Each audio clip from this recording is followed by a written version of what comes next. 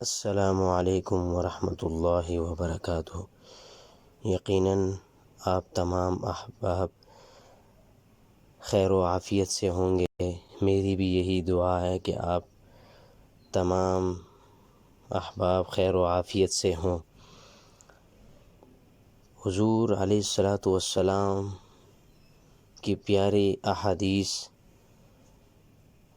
نماز کے متعلق جو آپ صلی اللہ علیہ وسلم نے حدیث بیان فرمائی، اللہ عز و جل نے بندوں پر 5 نمازیں فرض فرمائی ہیں، جس نے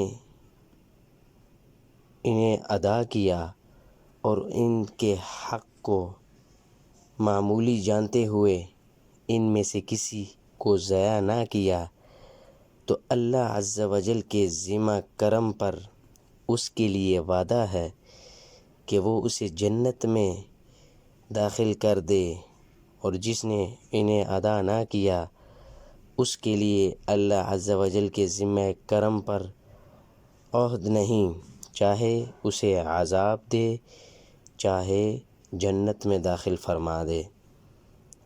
اللہ تبارک و تعالیٰ سے دعا ہے کہ اللہ تبارک و تعالیٰ ہمیں 5 وقت نماز پڑھنے کی توفیق عطا فرمائے۔